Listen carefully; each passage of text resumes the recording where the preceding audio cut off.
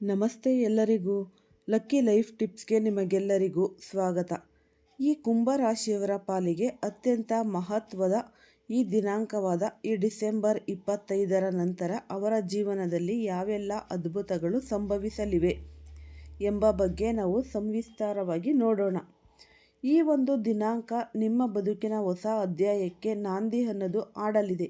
ಅಷ್ಟೇ ಅಲ್ಲದೆ ನಿಮ್ಮ ಜೀವನಕ್ಕೆ ಒಬ್ಬ ವಿಶೇಷ ವ್ಯಕ್ತಿಯ ಆಗಮನವಾಗಲಿದೆ.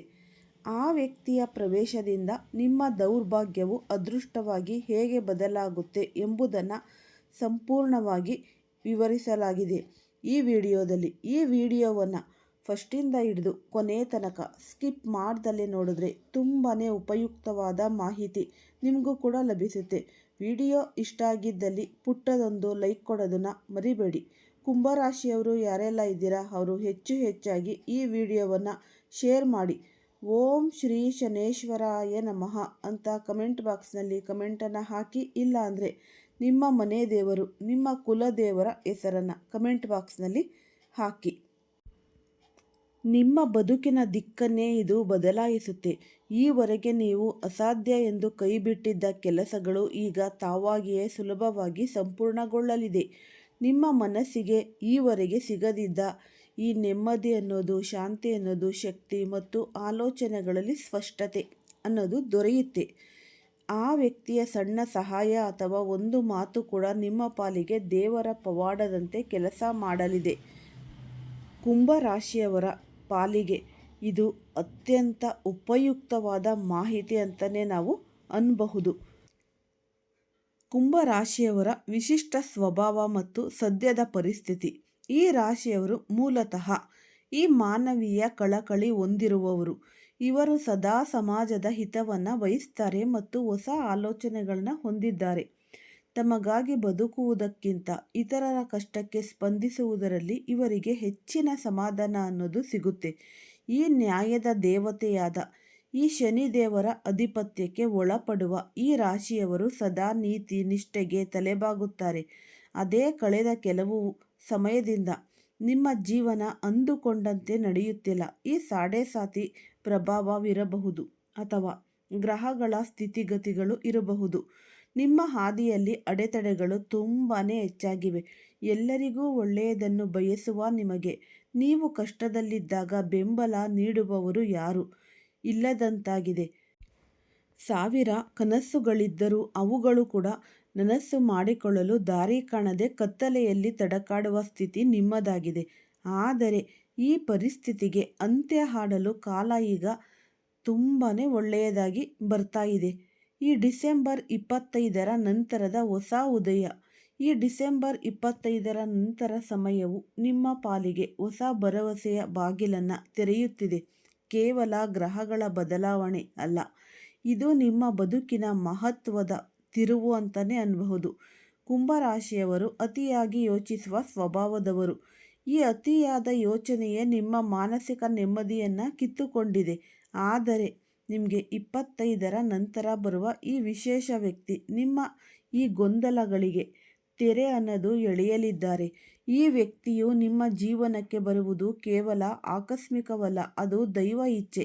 ಈವರೆಗೆ ಯಾರು ನಿಮ್ಮನ್ನು ಸರಿಯಾಗಿ ಅರ್ಥ ಮಾಡಿಕೊಳ್ಳದೆ ನಿಮ್ಮಿಂದ ದೂರವಾಗಿದ್ದಾರೋ ಅವರೇ ಈಗ ಬುದ್ಧಿವಂತಿಕೆಯನ್ನು ಕಂಡು ಬೆರಗಾಗುವ ಸಮಯ ಅನ್ನೋದು ಬಂದಿದೆ. ಆ ವ್ಯಕ್ತಿಯು ನಿಮ್ಮ ಪಾಲಿಗೆ ಕೇವಲ ಸ್ನೇಹಿತರಾಗಿರದೆ ದೇವರೇ ಕಳುಹಿಸಿದ ಒಬ್ಬ ಈ ದಾರಿದೀಪ ಅನ್ನೋದು ಆಗಲಿದ್ದಾರೆ. ಈ ವ್ಯಕ್ತಿತ್ವ ಮತ್ತು ಈ ಸಾಮಾಜಿಕ ಪ್ರತಿಷ್ಠೆ. ಕುಂಭರಾಶಿಯವರು ಕೆಲವೊಮ್ಮೆ ತಮ್ಮದೇ ಆದ ಒಂದು ಈ ಪ್ರತ್ಯೇಕ ಲೋಕದಲ್ಲಿ ಇರಲು ಬಯಸ್ತಾರೆ. ಆದರೆ ಇನ್ನು ಮುಂದೆ ಹಾಗಲ್ಲ. ಈ ಡಿಸೆಂಬರ್ 25ರ ನಂತರದ ಗ್ರಹಗಳ ಸಂಚಾರವು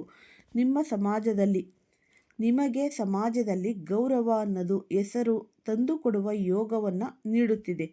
ಈ ಯೋಗಕ್ಕೆ ನಿಮ್ಮ ಬದುಕಿಗೆ ಬರುವ ಈ ವಿಶೇಷ ವ್ಯಕ್ತಿಯೇ ಕಾರಣರಾಗ್ತಾರೆ.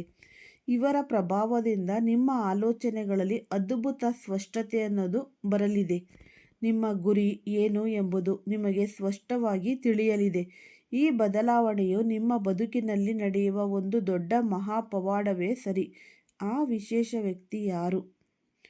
ನಿಮ್ಮ ಬದುಕನ್ನು ಬದಲಿಸುವ ಆ ವ್ಯಕ್ತಿ ಯಾರು ಎಂಬ ಕುತೂಹಲ ನಿಮ್ಮಲ್ಲಿ ಇರಬಹುದು. ಕುಂಭರಾಶಿಯವರು ಬುದ್ಧಿವಂತಿಕೆಯನ್ನು ಮೆಚ್ಚಿಸುವವರು ಹಾಗೂ ನಿಮ್ಮ ಬದುಕಿಗೆ ಬರುವ ಆ ವ್ಯಕ್ತಿಯು ಕೂಡ ಬಹಳ ಪ್ರಬುದ್ಧರು ಅಂತಲೇ ಅನ್ನಬಹುದು. ಈ ಆಧುನಿಕ ಚಿಂತನೆಯುಳ್ಳವರಾಗಿದ್ದಾರೆ. ಅವರು ನಿಮ್ಮ ಹಳೆಯ ಸ್ನೇಹಿತರಾಗಿರಬಹುದು ಅಥವಾ ಈ ಕೆಲಸದ ಸ್ಥಳದಲ್ಲಿ ಹೊಸದಾಗಿ ಪರಿಚಯವಾಗುವ ವ್ಯಕ್ತಿನೇ ಆಗಿರಬಹುದು. ಕೆಲವರಿಗೆ ಸಾಮಾಜಿಕ ಜಾಲತಾಣದ ಮೂಲಕವೂ ಇವರ ಪರಿಚಯವಾಗಬಹುದು.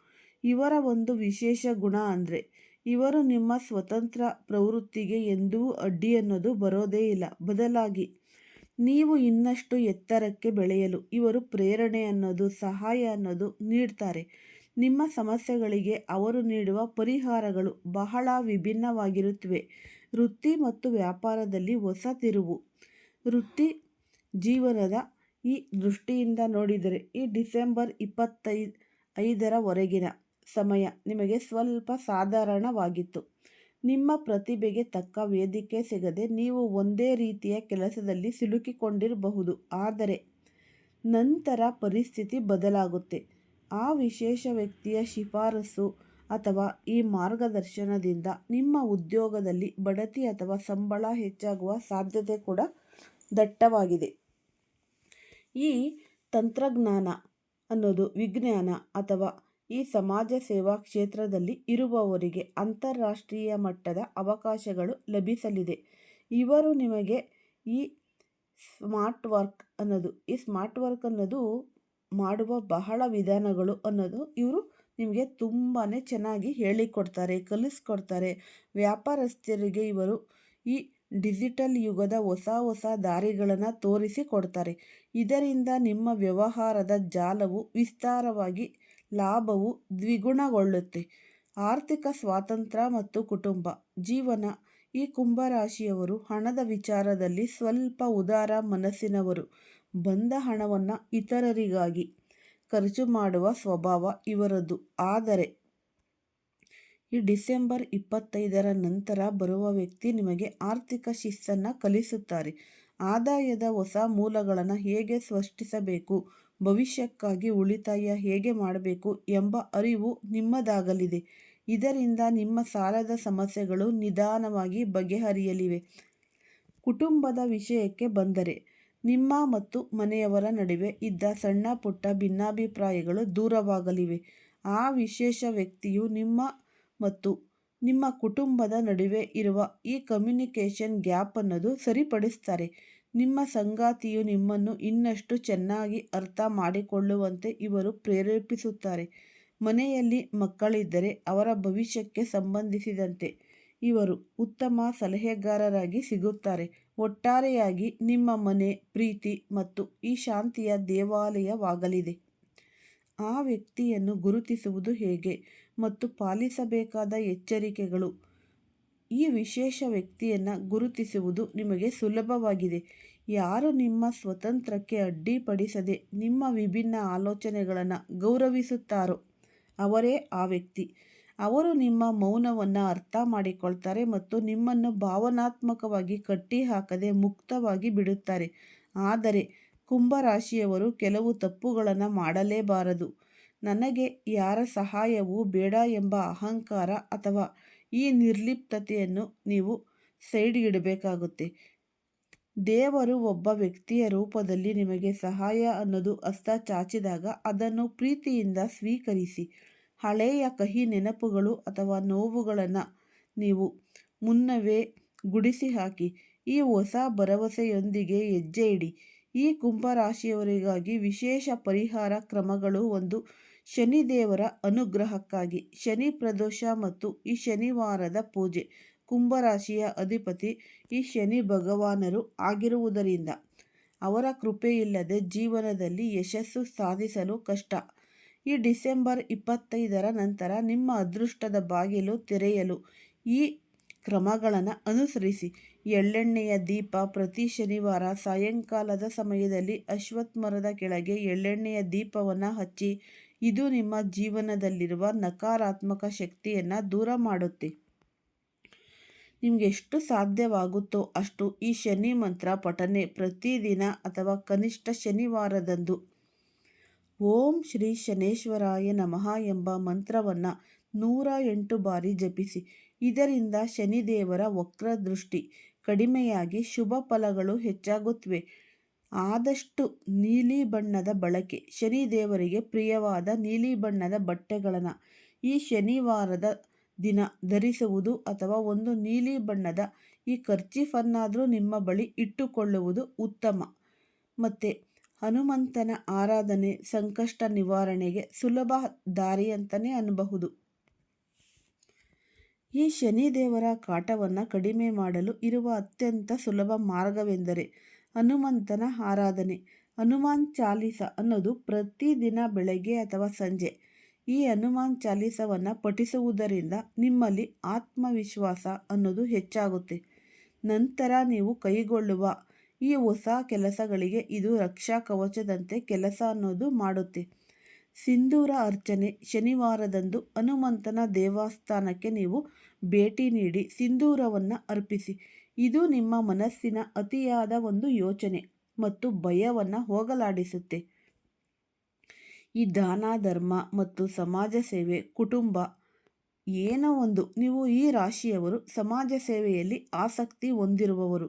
ಶನಿ ದೇವರಿಗೆ ಕರ್ಮಕ್ಕೆ ತಕ್ಕ ಫಲ ನೀಡುವ ದೇವರೆಂದೇ ಹೆಸರಿದೆ. ಆದ್ದರಿಂದ ಈ ಕಪ್ಪು ಎಳ್ಳು ಮತ್ತು ಈ ಕಪ್ಪು ವಸ್ತ್ರ ಅನ್ನೋದು ಈ ಶನಿವಾರದಂದು ಆದಷ್ಟು ನೀವು ಈ ದಾನ ಮಾಡಿ. ಅಥವಾ ಈ ಕಪ್ಪು ಬಟ್ಟೆ, ಈ ಉದ್ದಿನ ಬೇಳೆಯನ್ನು ಬಡವರಿಗೆ ದಾನ ಮಾಡಿ. ಈ ಕಾರ್ಮಿಕರ ಸೇವೆ, ನಿಮ್ಮ ಕೈ ಕೆಳಗೆ ಕೆಲಸ ಮಾಡುವವರಿಗೆ ಅಥವಾ ಈ ದೈಹಿಕ ಶ್ರಮ ಪಡುವವರಿಗೆ ಗೌರವ ಅನ್ನೋದು ನೀಡಿ.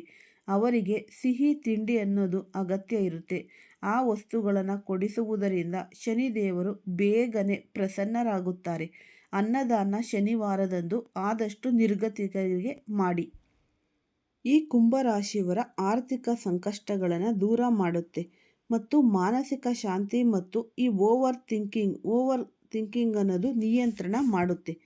ಮತ್ತು ನೀವು ಈ ರಾಶಿಯವರು ಅತಿಯಾಗಿ ಯೋಚಿಸುವ ಸ್ವಭಾವದವರು. ಇದನ್ನು ಸರಿಪಡಿಸಲು ಈ ಪರಿಹಾರಗಳನ್ನು ನೀವು ಮಾಡಿ. ಧ್ಯಾನ ಮಾಡಿ ಪ್ರತಿನಿತ್ಯ. ಕನಿಷ್ಠ ನೀವು ಟೈಮ್ ಇಲ್ಲ, ಸಾಧ್ಯ ಇಲ್ಲ ಅನ್ನೋರು 15 ನಿಮಿಷಗಳ ಕಾಲ ಶಾಂತವಾಗಿ ಕುಳಿತು ಧ್ಯಾನ ಮಾಡಿ. ಮತ್ತು ಆದಷ್ಟು ಈ ನಂತರ ಹೊಸ ಬರುವ ಅವಕಾಶಗಳನ್ನು ಗುರುತಿಸಲು ಬೇಕಾದ ಮಾನಸಿಕ ಸ್ಪಷ್ಟತೆ ಅನ್ನೋದು ಇದರಿಂದ ನೀವು ಪಡಿಬಹುದು. ಪ್ರತಿದಿನ ನೀವು ಈ ಪಕ್ಷಿಗಳಿಗೆ ಆಹಾರ, ನೀರು, ಧಾನ್ಯಗಳು ಹಾಕಿ. ನಿಮ್ಮ ಜಾತಕದಲ್ಲಿರುವ ಗ್ರಹ ದೋಷಗಳನ್ನು ಶಾಂತಗೊಳಿಸುತ್ತೆ. ಮನೆಯ ವಾಸ್ತು ಮತ್ತು ಪರಿಸರ ಸುಧಾರಣೆ. ನಿಮ್ಮ ಮನೆಯಲ್ಲಿ ಧನಾತ್ಮಕ ಶಕ್ತಿ ನೆಲೆಸಲು ಈ ಸಣ್ಣ ಪುಟ್ಟ ಬದಲಾವಣೆಗಳನ್ನು ಮಾಡಿಕೊಳ್ಳಿ. ಆದಷ್ಟು ಉಪ್ಪು ನೀರಿನಿಂದ ನೆಲ ಒರೆಸುವುದು, ಅರಿಶಿಣದ ಪುಡಿ ಅಥವಾ ಗೋಮೂತ್ರದಿಂದ ನೀವು ಈ ನೆಲ ಒರೆಸಬೇಕು. ದಿನ ಮಾಡೋಕ್ಕಾಗಿಲ್ಲ ಅಂದರೆ ವಾರಕ್ಕೊಮ್ಮೆಯಾದರೂ ಇದನ್ನು ನೀವು ಅಳವಡಿಸಿ. ಮನೆಯಲ್ಲಿರುವ ಈ ದೃಷ್ಟಿದೋಷ ಮತ್ತು ನಕಾರಾತ್ಮಕತೆಯನ್ನು ಹೊರಹಾಕುತ್ತೆ. ಸಂಜೆ ಟೈಮು ದೀಪಾರಾಧನೆ. ಪ್ರತಿದಿನ ಸಂಜೆ ಮನೆಯಲ್ಲಿರುವ ಹೊಸ್ತಿಲಲ್ಲಿ ದೀಪ ಹಚ್ಚಿ ನಮಸ್ಕರಿಸಿ. ಇದು ಲಕ್ಷ್ಮೀದೇವಿಯ ಆಗಮನಕ್ಕೆ ದಾರಿದೀಪವಾಗುತ್ತೆ. ಮತ್ತು ಈ ವಿಶೇಷ ಸಂಕಲ್ಪ ಅಂತ ಅಂದರೆ ಈ ಡಿಸೆಂಬರ್ 25ರಂದು ಮುಂಜಾನೆ ಸ್ನಾನ ಮಾಡಿ ಶುಭ್ರವಾದ ಬಟ್ಟೆ ಧರಿಸಿ ನಿಮ್ಮ ಇಷ್ಟ ದೇವತೆಯ ಮುಂದೆ ಕುಳಿತು, ನನ್ನ ಜೀವನದ ಕಷ್ಟಗಳು ಶಾಶ್ವತವಾಗಿ ದೂರವಾಗಲಿ, ಹೊಸ ವ್ಯಕ್ತಿಯ ಈ ಮಾರ್ಗದರ್ಶನ ನನಗೆ ಸಿಗಲಿ ಎಂದು ಸಂಕಲ್ಪ ಮಾಡಿಕೊಳ್ಳಿ. ಯಾವುದೇ ಪ್ರಾಣಿಗಳಿಗೆ ಹಿಂಸೆ ನೀಡಬೇಡಿ ಮತ್ತು ಈ ಮಾಂಸಾಹಾರದಿಂದ ಆದಷ್ಟು ದೂರವಿರುವುದು ನಿಮಗೆ ಉತ್ತಮ ಅಂತಲೇ ಅನ್ನಬಹುದು. ಈ ಸಣ್ಣ ಪುಟ್ಟ ವಿಧಿವಿಧಾನಗಳನ್ನು ನೀವು ಸರಿಯಾದ ಸಮಯದಲ್ಲಿ ನಂಬಿಕೆ ಇಟ್ಟು ನೀವು ಮಾಡಿದ್ದೇ ಆಗಿದ್ದಲ್ಲಿ ನಿಮ್ಮ ಜೀವನದಲ್ಲಿ ನಿಮ್ಮ ಕಾಲಘಟ್ಟ ಅನ್ನೋದು ನಿಮ್ಮ ಪಾಲಿಗೆ ಅತ್ಯಂತ ಸುಂದರವಾಗಲಿದೆ. ಈ ವಿಶೇಷ ವ್ಯಕ್ತಿಯ ಆಗಮನ ನಿಮ್ಮ ಬದುಕಿನಲ್ಲಿ ಆದಷ್ಟು ನಿಮಗೆ ಈ ಅಮೃತ ಸಿದ್ಧಿಯೋಗ, ರಾಜಯೋಗ, ಅದೃಷ್ಟ ಯೋಗ ಅನ್ನೋದು ಕೂಡಿ ಬರಲಿದೆ. ಈ ಉಪಯುಕ್ತವಾದ ಮಾಹಿತಿ ನಿಮ್ಮೆಲ್ಲರಿಗೂ ಕೂಡ ಇಷ್ಟ ಆಗಿದೆ ಅಂತ ಭಾವಿಸ್ತೀನಿ. ಇಷ್ಟ ಆಗಿದರೆ ಲೈಕ್ ಮಾಡಿ. ಯಾರಾದರೂ ಹೊಸದಾಗಿ ನೋಡ್ತಾ ಇದ್ದರೆ ಅವರು ಕೂಡ ಈ ವಿಡಿಯೋವನ್ನು ಹೆಚ್ಚಾಗಿ ಶೇರ್ ಮಾಡಿ ಮತ್ತು ಸಬ್ಸ್ಕ್ರೈಬ್ ಮಾಡ್ಕೊಳ್ಳಿ ಈ ಚಾನಲ್ನ. ಎಲ್ಲರಿಗೂ ಸಹ ಧನ್ಯವಾದಗಳು.